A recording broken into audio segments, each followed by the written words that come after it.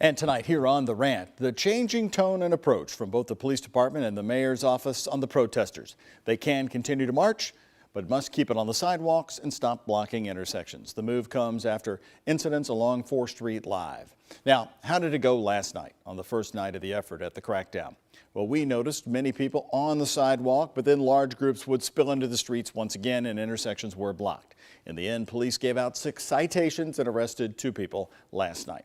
Also tonight, you're going to be seeing more of our new interview with Sherry Ballard, the mother of Crystal Rogers. After last week's developments, you're commenting on the new FBI investigation. Prayers for Crystal Rogers' family. I'm just so sad that it took the FBI 5 years to notice this case. I hope they get answers and justice is served.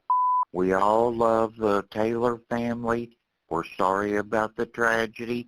The Louisvillians know how to deal with their own problems. The other people should just go back home and stay away. I guess it's really a sad state of affairs when someone from out of town has to come in to do a job that our own Louisvillians should be able to get done, and that is the case, Breonna Taylor case. It says something about our city, doesn't it? Well, since we can't go to the fair this year and we can't go to church, I guess the Derby should be out too. After all, it's only fair. We'll be hearing about the Derby this week, according to the governor. That's coming up. More on that at 6. The governor at 4 o'clock also today saying he's holding off any Kentucky school from allowing in-person instruction until at least September 28th. Kathy in Taylorsville sent in a rant right away. How is it safe for kids to go back to school when the numbers are even higher than when they closed back in March? Can anyone explain this logic? LEORA and the Highlands on the protesters and the new approach of enforcement by police. They've made their point. Go home and do something positive for your neighbors. Change starts in our own backyard.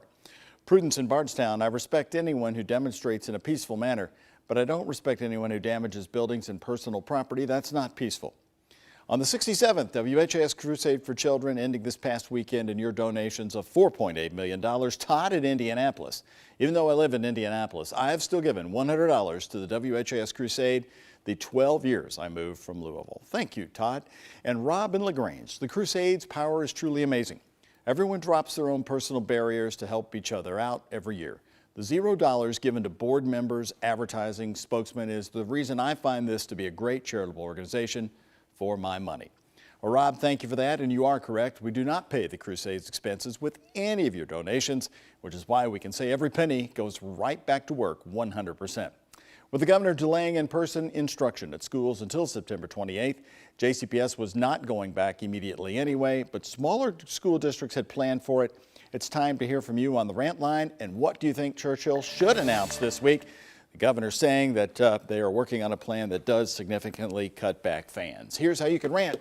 Go to my Facebook page, WHAS11Doug, and post away. You can send me a rant on Twitter at WHAS11Doug, where you'll find me there. Emails coming to the rant at WHAS11.com. And the toll-free rant line's open at 855-749-1101.